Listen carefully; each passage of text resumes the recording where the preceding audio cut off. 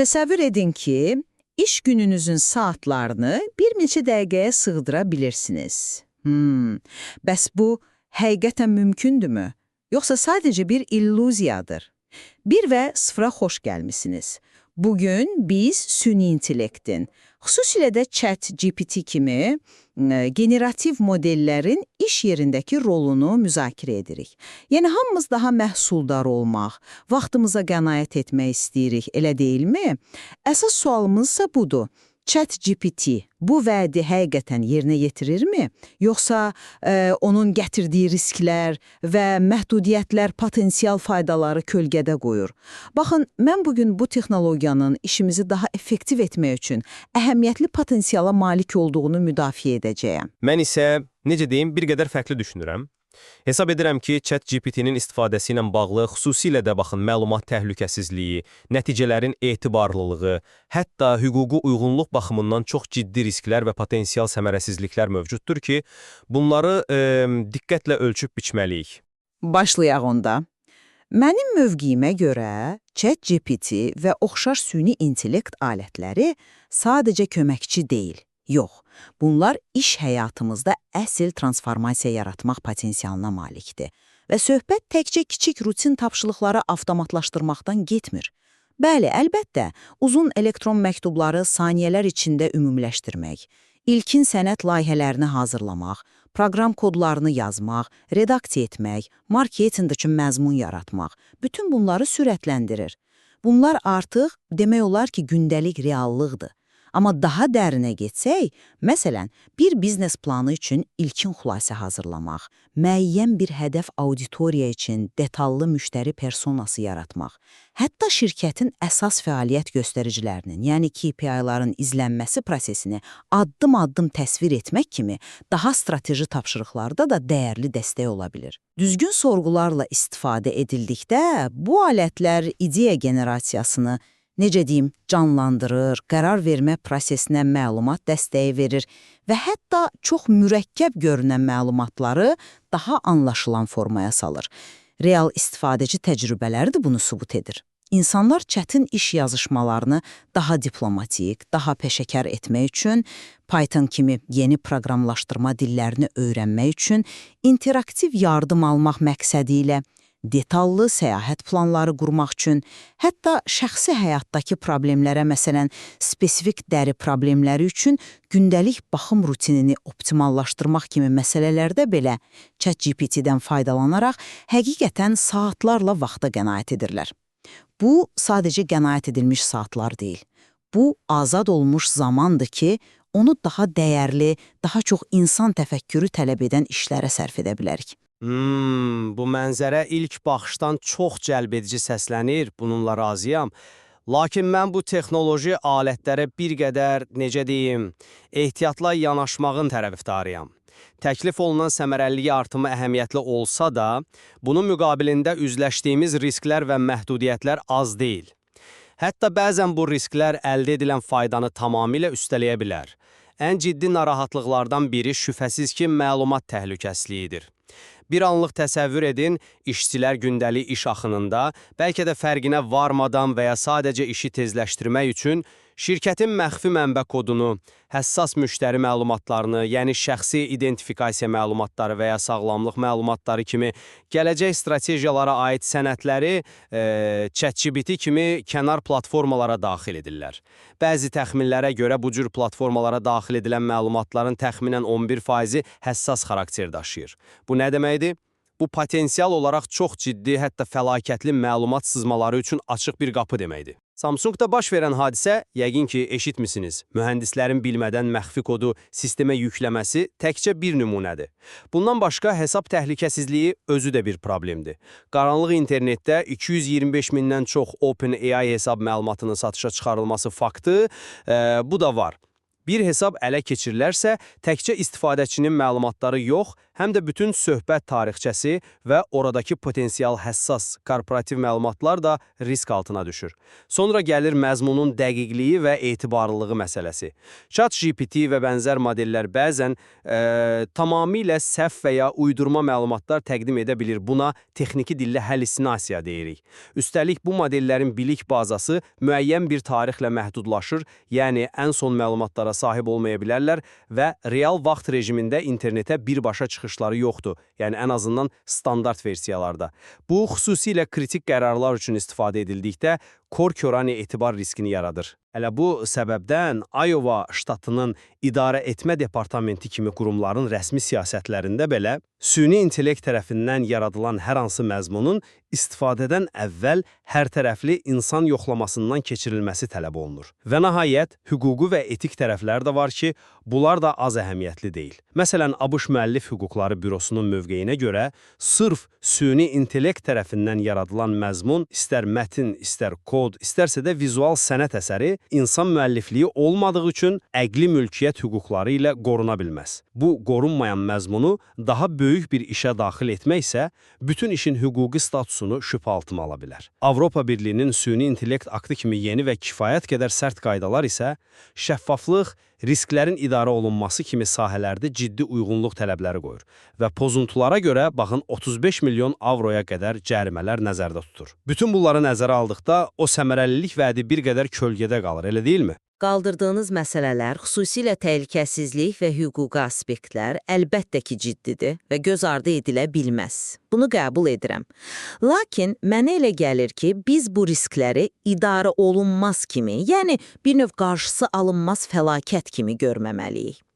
Gəlin əvvəlcə tapşırıqların avtomatlaşdırılması və effektivlik mövzusuna qaydaq.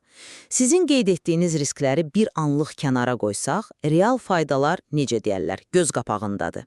İstifadəçilər konkret misallarla vaxta necə qənaət etdiklərini bölüşürlər. Məsələn, bir istifadəçi danışır ki, 1500 sözlük mürəkkəb bir COA məktubunu əsas məqamları itirmədən cəmi 50 sözlük qısa xülasəyə çevirmək üçün ChatGPT-dən istifadə edib. Başqa biri deyir ki, beynəlxalq tərəfdaşlarla mürəkkəb iş yazışmalarını daha aydın, daha səlis etmək üçün yardım alıb. Proqramlaşdırma sahəsində kiçik skriptlərin yazılması, yəni mövcud koddakı səhvlərin tapılması üçün istifadəsi, yəni bu artıq çox geniş yayılıb. Hətta bəzi istifadəçilər, xüsusilə də Anthropic şirkətinin Cloud 3.5 Sonnet kimi yeni modellərinin bəzi hallarda ilk cəhddə GPT-4 və ya 4o-dan daha az səhvli, demək olar ki, birbaşa istifadəyə yararlı kod yazdığını qeyd edirlər. Baxın, bu konkret ölçülə bilən səmərəlilik artımıdır. Bu qənaət edilən vaxt isə işçilərə daha çox yaradıcılıq, strateji düşüncə və problem həlli tələb edən tapşırıqlara fokuslanmaq imkanı verir. Bu konkret nümunələr təsirli görünür, amma gəlin biraz daha, necə deyim, dərinindən baxaq. Siz Cloud 3.5 Sonnet'in az səhvli kod yazdığını dediniz, lakin bu hələ də az səhvli deməkdir, yəni səhvsiz deyil. Bəs bu ilkin nəticələri yoxlamaq, təkmilləşdirmək, o qalan səhvləri düzəltmək və nəticədə tam işlək, etibarlı hala gətirmək üçün sərf olunan vaxt necə?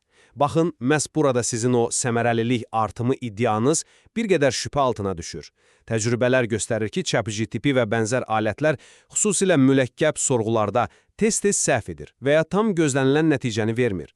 Maraqlıdır ki, daha yaxşı nəticə əldə etmək üçün çox vaxt istifadəçi alətə səhvini bildirməli və yenidən cəhd etməsini xahiş etməlidir. Buna bəzən özünü əks etdirmə, yəni self-reflection fenomeni də deyirlər. Alət öz səhvini ancaq ona işarə edildikdən sonra anlayıb düzəldə bilir. Bu isə əlavə vaxt və səy tələb edir. Elə deyilmi? Həmçinin bayaq qeyd etdiyim o Iowa siyasətində də vurğulandığı kimi, süni intellekt tərəfindən yaradılan kodun hətta ilk baxışdan işlək görünsə belə çox diqqətlə yoxlanılması, potensial təhlükəsizlik boşluqlarının tapılması və aradan qaldırılması lazımdır. Hətta bəzi hallarda kodun məhz süni intellekt tərəfindən yaradılan hissələrinin xüsusi şərhlərlə hasarlanması, yəni qeyd edilməsi tövsiyə olunur ki, gələcəkdə hər hansı problem yaranarsa mənbəyi bilinsin. Bütün bu əlavə addımlar, yoxlama, redaktə, təhlükəsizlik təhlili, sənədləşdirmə sizin təsvir etdiyiniz o ilkin parlaq vaxt qənaətini əhəmiyyətli dərəcədə azalda bilər. Bəzən isə xüsusilə təcrübəli mütəxəssis üçün tapşırığı əvvəldən özünün o ilkməsi daha sürətli və daha etibarlı ola bilər. Sizin bu yoxlama və təkmilləşdirmə prosesinə sərf olunan vaxtla bağlı qeydlərinizdə həqiqət var, bunu danmıram. İnsan nəzarətinin və təcrübəsinin əhəmiyyətini azaltmaq fikrində əsla deyiləm. Lakin, gəlin indi sizin əsas narahatlığınız olan məlumat təhlükəsizliyi və uyğunluq məsələsinə daha detallı baxaq. Bəli, risklər var. İşçilərin fərqində olmadan və ya işim tez bitsin düşüncəsi ilə həssas məlumatları bu platformalara daxil etməsi real bir təhlükədir.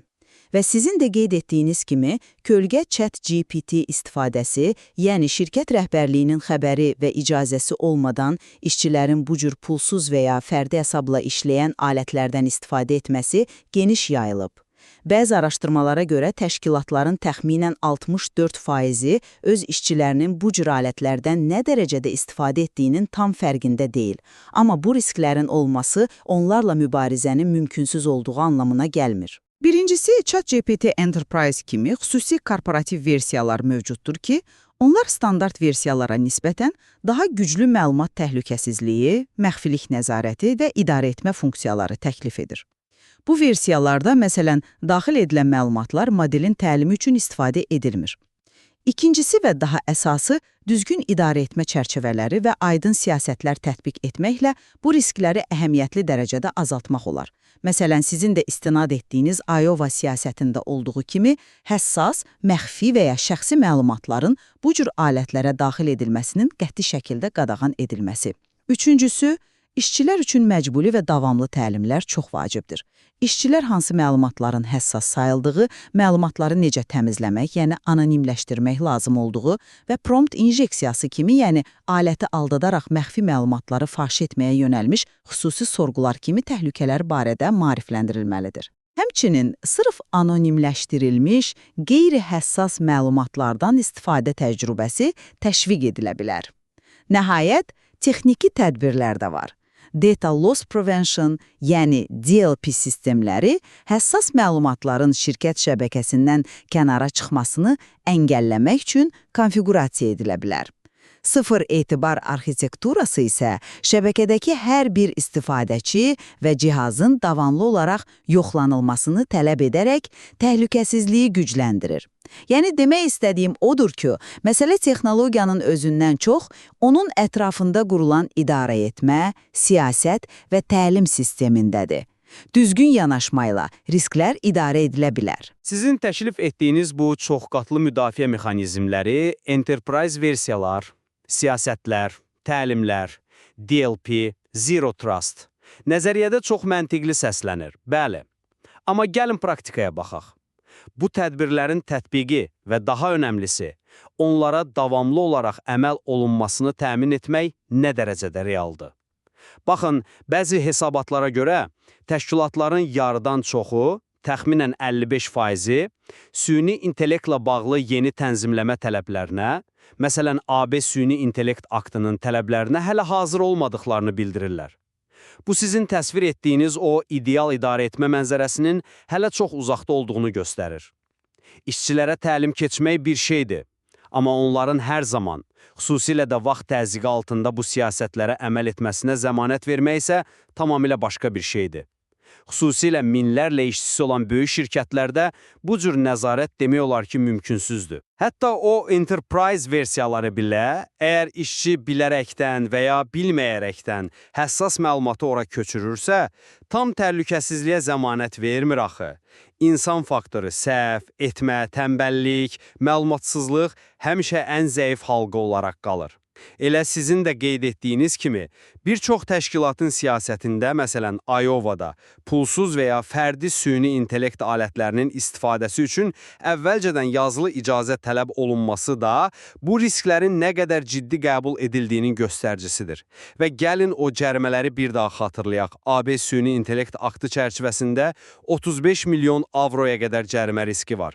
Kaliforniyanın istehlakçı məxfiliyi aktı, CCPA kimi digər qaydalar da öz tələblərini və cəzalarını gətirir. Bir böyük məlumat sızması və ya uyğunluq pozuntusu nəticəsində yaranacaq maliyyə və reputasiya zərəri sizin təsvir etdiyiniz o effektivlik qazanclarını dəfələrlə üstələyə bilər. Bana görə də bu riskləri sadəcə idarə olunan adlandırmaq, məncə vəziyyətin ciddiliyini bir qədər kiçiltməkdir. Bu, daha çox, necə deyim, yüksək riskli bir balanslaşdırma aktına bənzəyir. Mən riskləri kiçiltmək niyyətində deyiləm, yox. Sadəcə vurğulamaq istəyirəm ki, potensial faydalar bu riskləri almağa dəyər ola bilər. Xüsusilə də texnologiyanın keyfiyyət və etibarlılıq baxımından göstərdiyi irəliləyişləri nəzərə alsaq. Gəlin elə bu mövzuya keçək.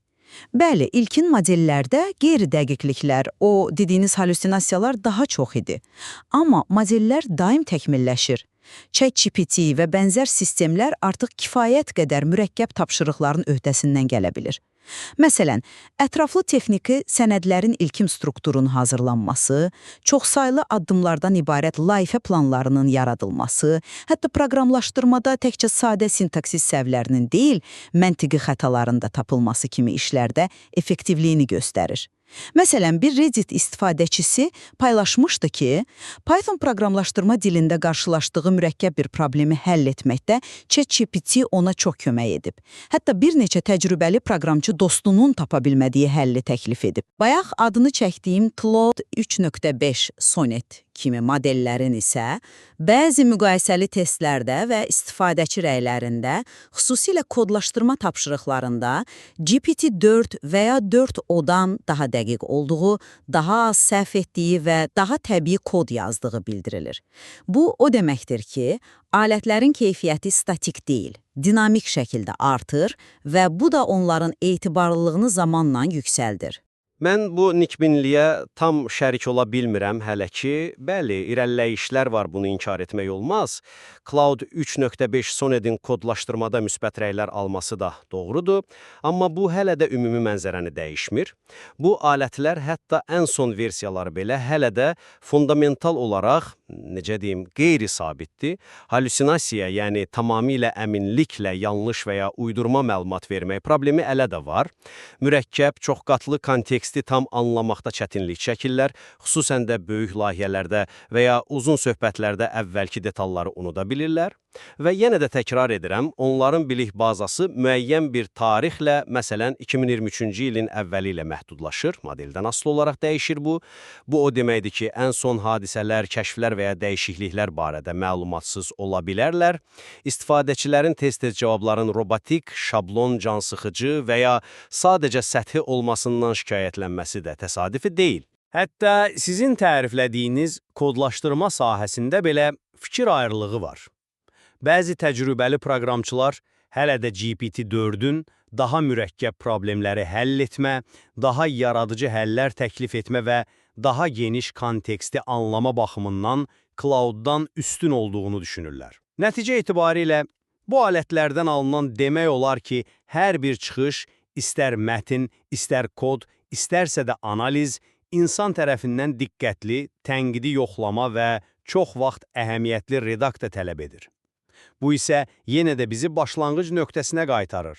Real vaxt və resurs sərfi.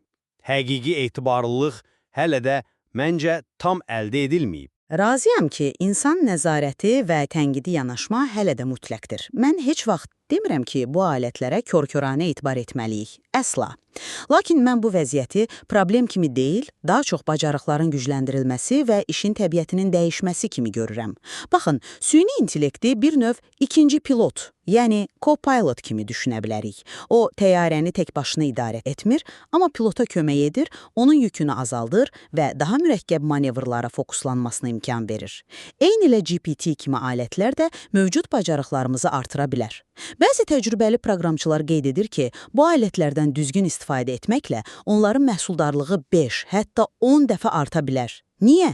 Çünki bu alətlər proqramçının sənədləşmə axtarmaq, standart testlər yazmaq, kodun şablon hissələrini yaratmaq kimi vaxt aparan, amma nisbətən az yaradıcılıq tələb edən işlərdən azad edir.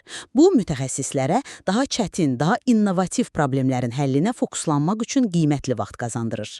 Bundan əlavə, o alətlər yeni bacarıqları öyrənmə prosesini də sürətləndirə bilər.